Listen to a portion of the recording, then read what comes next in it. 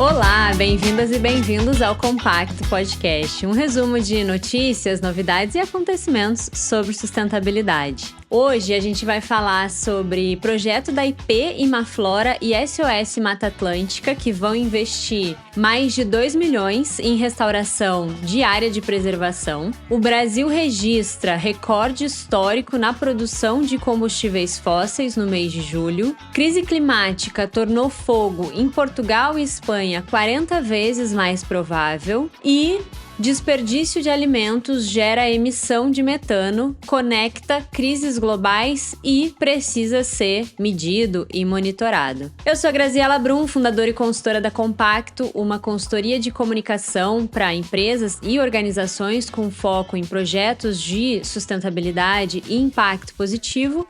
E vocês escutam o Compacto Podcast no Spotify e no YouTube. E agora a gente tá chegando no nosso episódio número 14 e no próximo episódio tem surpresa. Fiquem até o final que eu vou deixar um convite para vocês. Então, bora para a primeira notícia. O projeto Plantar Vida é um projeto que tem o objetivo de plantar mais de 33 mil mudas em áreas de preservação entre São Paulo e Minas Gerais. E é um projeto que tem transformado a paisagem dessas regiões, né? E também a perspectiva ambiental da bacia do Rio Camanducaia, que passa por municípios desses dois estados, São Paulo e Minas Gerais. Essa é uma iniciativa que envolve a IP, o H2A Hub Agroambiental, que é do Imaflora, que é uma organização sem fins lucrativos, para quem não conhece, que fica no interior de São Paulo e constrói e trabalha em soluções para desenvolver negócios florestais. E o SOS Mata Atlântica, que é outra organização, instituição com um trabalho incrível nessa área.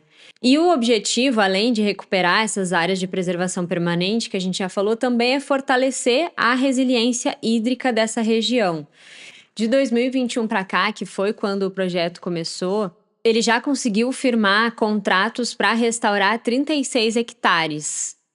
E, através disso, né, o plantio de 76 mil mudas de espécies nativas, o que é importante quando a gente pensa em reflorestamento e regeneração, né, considerar as espécies do local. E aí, fazendo aquele nosso depara, né, que é sempre importante para tornar tangível e palpável o que a gente está comunicando, o que a gente está falando, esses 36 hectares equivalem a mais de 30 campos de futebol. Assim a gente consegue imaginar melhor do que a gente está falando, né? E quando a gente fala de dinheiro, de investimento, é importante a gente saber que reflorestar, regenerar, plantar uma floresta é caro.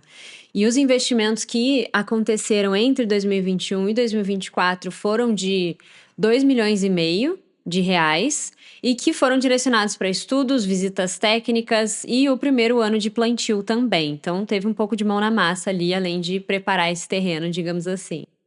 E agora, nesse novo ciclo, né, entre 2025 e 2026, se firmou essa parceria com o SOS Mata Atlântica e Imaflora e está sendo previsto um investimento de 2,1 milhões para esse e para o próximo ano. A ideia é plantar 108 mil mudas em uma nova área maior do que a que foi plantada inicialmente, de 43,5 hectares. Então, se antes o equivalente era a 30 campos de futebol, fazendo a conta rápida aqui, uma regra de 3, a gente tem aí um equivalente a 36, um pouco mais de 36 campos de futebol nesse novo momento, capítulo do projeto. Quando a gente fala sobre esse tipo de projeto, a gente está falando sim de regeneração da natureza, de reflorestamento, mas a gente também está falando de pessoas, porque um projeto como esse, ele é importante para recuperar a biodiversidade, para a segurança hídrica do lugar, que nem a gente já falou, mas também para fortalecer o papel, a atuação dos produtores rurais daquela região, né? Esse projeto também oferece suporte técnico e de estrutura para os proprietários rurais dessa região que estão interessados em se envolver nele. Fornece insumos e apoia até na execução do plantio, manutenção dessas áreas ao longo de 2 anos aí. E esse projeto, Plantar Vida, ele já está tendo alguns resultados mais concretos que a gente consegue observar. Na cidade de Amparo, no interior de São Paulo, por exemplo, já está sendo observado como benefícios ambientais desse projeto, né, o aumento da resiliência hídrica, e aí, por conta disso, né, maior infiltração e retenção de água no solo, redução da erosão também, e uma recuperação da biodiversidade com retorno de espécies de fauna e flora do lugar. Outro ponto é o sequestro de carbono. A estimativa é que essas áreas em recuperação possam remover até 4.320 toneladas de CO2 nos próximos anos. Então, isso ainda não é um resultado palpável, é uma expectativa de futuro, né? Esse programa também está gerando emprego, fortalecendo o engajamento comunitário, através de atividades de educação ambiental, plantios, que aproximam, engajam a população ali dessa causa, né? E aí, trazendo um pouco essa discussão para o campo da tecnologia, que a gente até já vem comentando, né, por aqui. No último episódio, inclusive, a gente falou sobre como sensores estavam sendo usados para plantar árvores em lugares mais adequados de maior necessidade em cidades, né? Então, esse projeto, na primeira fase dele, ele estudou alguns hectares ali dessas áreas e identificou as áreas que teriam mais benefício, né? Então essas áreas elas foram classificadas como de prioridade alta para restauração ou extremamente alta para conservação da biodiversidade. E aí isso ajudou nesse critério de aonde plantar, aonde priorizar. Então, mais uma vez, como a tecnologia é importante em tudo que a gente faz hoje, né? Mas também quando a gente fala de restauração, regeneração e sustentabilidade. Bom, e aí vocês podem estar se perguntando o que uma grande empresa, uma grande marca está fazendo, qual que é a motivação dela por trás desse projeto, né? Bom, e aqui a gente está falando da IP.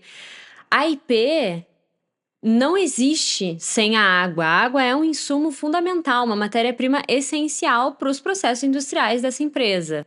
Então, ter um projeto que fortaleça a segurança hídrica, a resiliência hídrica da região em que ela atua, é fundamental para o bem do planeta, do meio ambiente, claro, mas também para a sobrevivência dessa empresa e dos seus processos.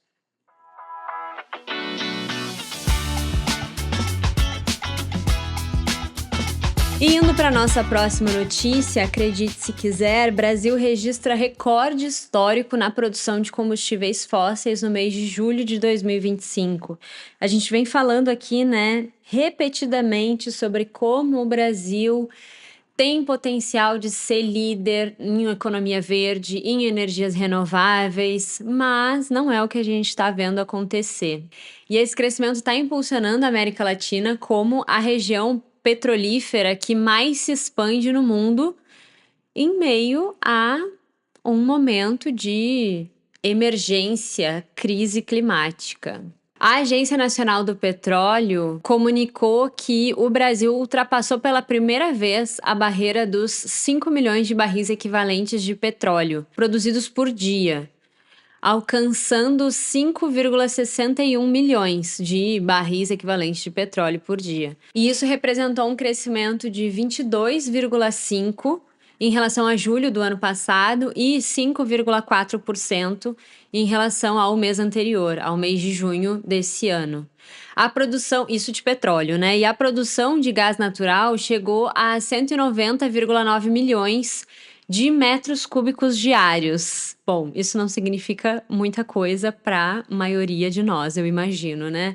Mas foi um crescimento de 5,1% sobre o mês anterior e 26,1% em comparação ao ano anterior. Então, a gente vê aí que do ano passado para cá teve um crescimento maior, relevante, tanto em petróleo e gás, de mais de 20%, mas se a gente comparar com o mês anterior, mês de junho desse ano, enfim, a coisa já estava crescente ali, né? Já estava alta, então o crescimento não foi tão representativo. E a gente está vendo essa discussão bem presente e bem frequente, né? Uma parte do governo federal defende a continuidade da exploração de petróleo até o fim, até a última gota que for possível. Só que o plano não inclui só a expansão da produção no pré-sal, mas também uma iniciativa de atividade na Foz do Amazonas e em outras bacias da margem equatorial também, região que se estende do Rio Grande do Norte até o Amapá. E aí, esse avanço faz da América do Sul a região petrolífera que mais cresce no mundo, que nem destacou a BBC Brasil e a Folha de São Paulo, nessa matéria que a gente está vendo da Um Só Planeta. Essa região da América do Sul tem aí atingido recordes sucessivos. Uhul! Nossa, que alegria! Não é um bom recorde para ser batido, né? Segundo o nosso ponto de vista aqui, pelo menos. E tá registrando expansão de 30% entre 2024 e 2030. Tá superando o ritmo de crescimento do Oriente Médio e dos Estados Unidos, tá?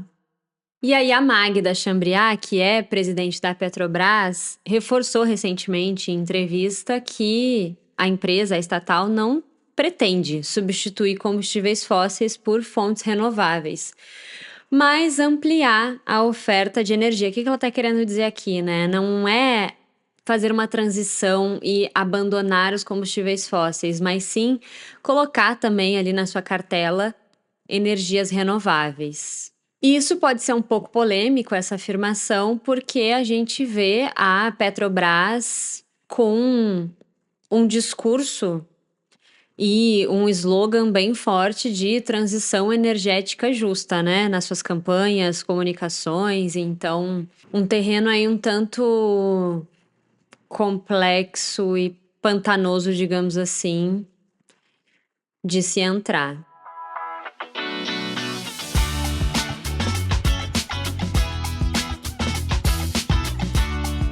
E na nossa terceira notícia, a gente tem a crise climática que tornou o fogo em Portugal e Espanha 40 vezes mais provável. Um estudo da WWA, World Weather Attribution, mostrou que as condições de calor, secura e vento que alimentaram os incêndios na Espanha e em Portugal ficaram 40 vezes mais prováveis por causa das mudanças climáticas. Foi um estudo que foi divulgado recentemente, nesse final de agosto. E aí, esse estudo traz aqui uma surra de dados. Estão preparados? Vamos lá. As condições meteorológicas mais intensas que propiciam os incêndios são cerca de 40 vezes mais frequentes e 30% mais intensas em comparação com o clima pré-industrial. A onda de calor de 10 dias foi 200 vezes mais provável e 3 graus mais quente por conta de alterações climáticas. E sem as alterações climáticas, essas ondas de calor iam ser esperadas menos de uma vez a cada 2.500 anos. Só que hoje elas ocorrem a cada 13 anos. É chocante, né? De 13 anos versus 2.500 anos. E essa análise foi feita baseada em observações e avaliou o Daily Severity Rating, que é um índice que combina temperatura, umidade, vento e precipitação, e pegou os 10 dias mais quentes do verão.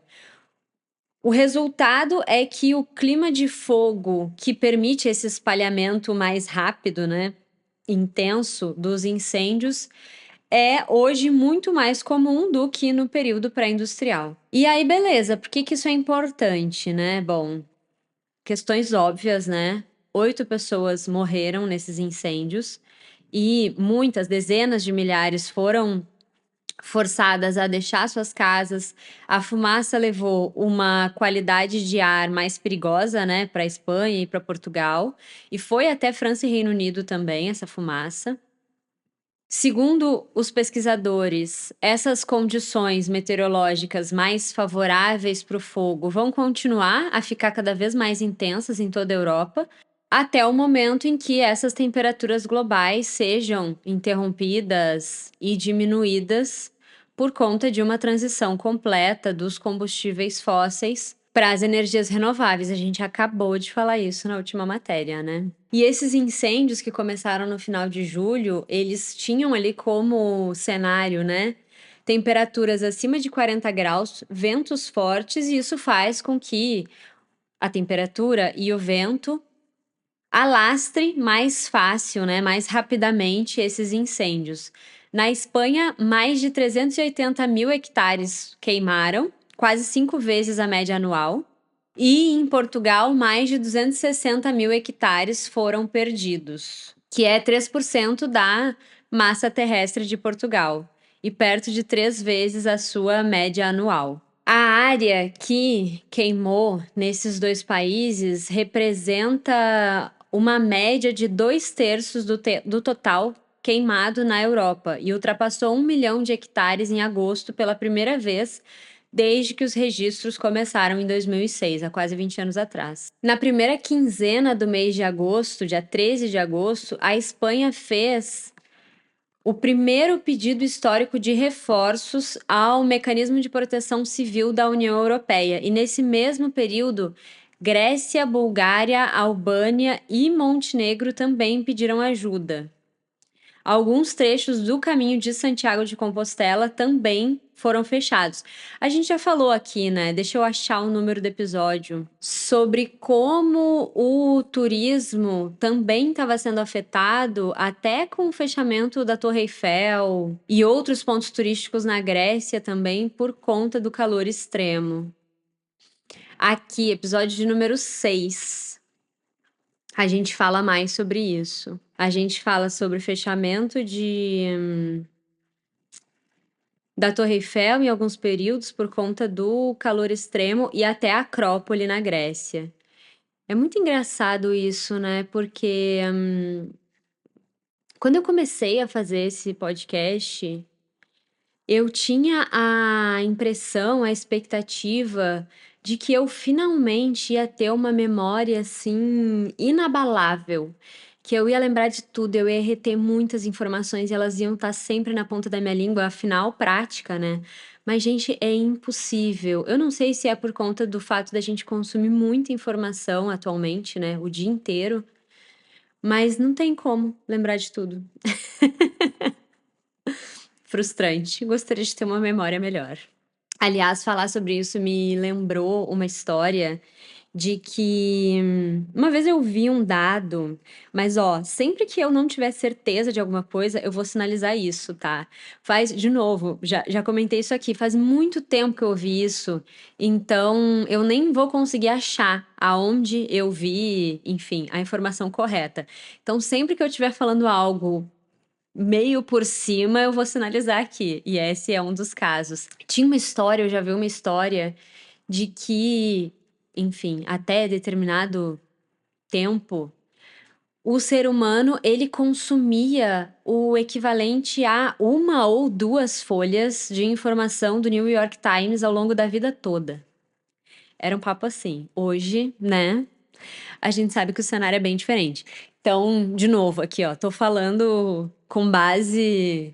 Era algo nesse sentido, mas não levem essa informação adiante na mesa de bar, porque eu não tenho confirmação dela. Caraca, vocês não vão acreditar que eu achei a informação. É uma matéria da Folha de 2001. Gente, eu tô chocada. Ó, vamos à informação correta, aí dá pra levar pra mesa de bar. É uma matéria que fala sobre a dor de nunca saber o bastante e de uma síndrome do excesso de informação que a gente está vivendo em 2001, né? Imagina hoje. E aí ela fala que uma edição de um jornal como o New York Times tem mais informação do que uma pessoa comum poderia receber durante toda a vida na Inglaterra do século XVII. Então é isso. Por volta de 1600, uma pessoa na Inglaterra consumia ao longo de toda a vida menos informação do que uma edição do New York Times, segundo essa matéria da Folha de 2001.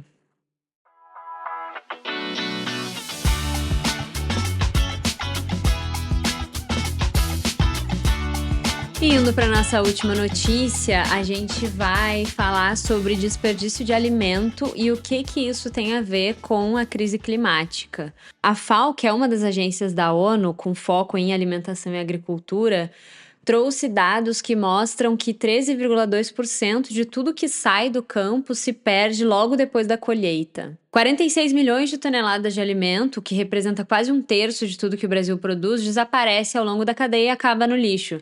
É como se 10.500 caminhões coletores lotados descarregassem todos os dias a sua carga em aterros sanitários. E esse volume seria o suficiente para garantir 3 refeições diárias por um ano para 63 milhões de brasileiros. Bom, o Brasil saiu do mapa da fome da ONU e a Pesquisa Nacional por Amostra de Domicílios Contínua, o PNAD, ela está indicando avanços no acesso a alimentos nos domicílios brasileiros.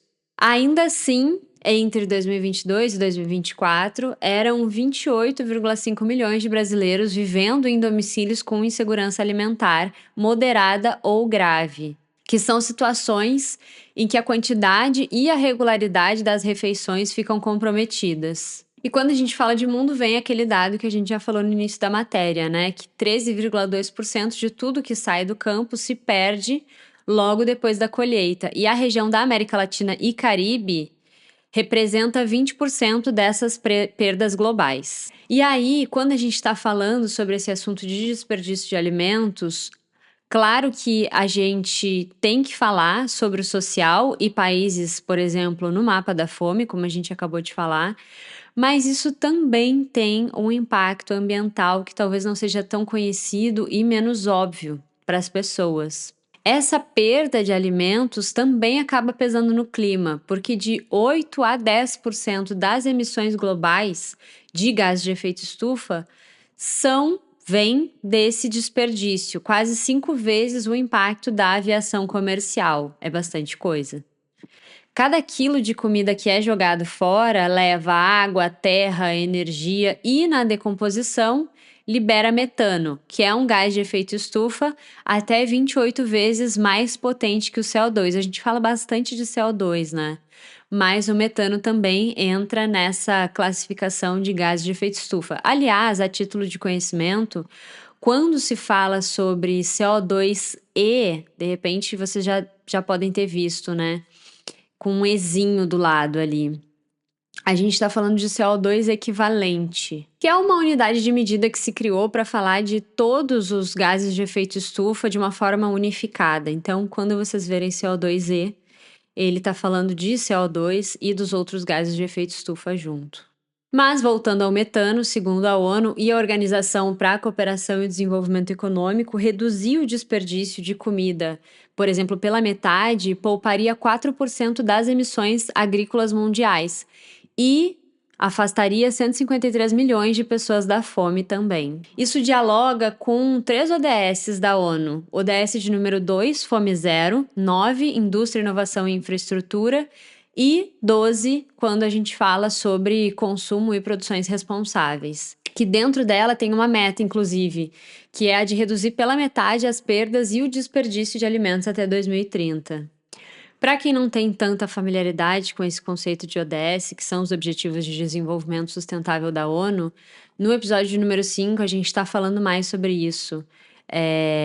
Porque eles, inclusive, estão completando 10 anos esse ano, agora em setembro desse ano. Então, se quiser se familiarizar mais com esse conceito, não tiver tanta intimidade, a gente fala um pouco sobre a evolução desses ODS ao longo desses 10 anos e como é que tá essa história. Mas como, quando, onde esses alimentos se perdem e acabam sendo desperdiçados, né? Nos países em desenvolvimento, que nem o Brasil, o desperdício começa bem cedo, logo depois da colheita, que nem a gente falou ali no início, né? Porque falta tecnologia de manejo, estocagem e logística apropriada para receber esses alimentos e transportar esses alimentos. Frutas e hortaliças são o top 1 no ranking. De 40% a 50% da produção se perde antes de chegar no cliente, no consumidor, segundo a Embrapa, Empresa Brasileira de Pesquisa Agropecuária. Então, quando a gente está falando de evitar desperdício de alimento, a gente está falando sobre uma melhor distribuição, logística, mas a gente também está falando de tecnologia e melhores processos para evitar essas perdas e esses desperdícios tão cedo. A gente se concentra muito no final da cadeia e às vezes o problema está lá no início, nesse manejo inicial também. Por falta de estrutura, ferramenta e recursos para lidar com esse alimento de forma que ele tenha uma vida mais longa, né? Bom, eu comentei que o próximo episódio ia ser um pouco diferente, né? Então, deixa eu aproveitar antes de ir pro encerramento aqui do nosso episódio e deixar um convite para vocês. Oi, gente, tudo bem? Aqui é Bel Beacline, gerente de sustentabilidade de Asas 2154 da BU Fashion e Lifestyle. Eu queria convidar vocês para ouvir o episódio da próxima semana, um papo que eu bati com a Grazi sobre sustentabilidade, vida e carreira. A gente se encontra no próximo episódio, hein? Beijo! O Compacto Podcast também vai ter entrevistas. Que momento! Vamos testar esse novo formatinho aí. Aguardem até a semana que vem. E hoje a gente falou sobre o projeto da IP Imaflora e SOS Mata Atlântica, que vai investir mais de R$2 milhões em restauração de área de preservação entre São Paulo e Minas. Brasil registra recorde histórico na produção de combustíveis fósseis em julho desse ano. Crise climática tornou fogo em Portugal e Espanha 40 vezes mais provável. E desperdício de alimentos gera emissão de metano e conecta crises globais e precisa ser medido. E, gente, no dia que sai esse episódio, o Compacto Podcast vai estar completando 3 meses de vida, se eu não me engano. E no momento em que ele está sendo gravado, uns dias antes, ele está quase chegando em 1.000 streams no Spotify e no YouTube. Uma pequena vitória aí para ser comemorada em um tempo tão curto de vida desse podcast. Então, aqueles recadinhos de sempre, né? Aproveita e segue o Compacto Podcast no Spotify, no YouTube, assina o sininho na sua plataforma preferida para ser avisado sempre que sai um episódio novo. Avalia, comenta, curte, ajuda esse conteúdo a chegar a mais gente. E vocês encontram a Compacto no LinkedIn, no Instagram @CompactoCI e no compactoci.com. E vocês me encontram no LinkedIn como Graziela Brum. Um beijo e até o próximo episódio.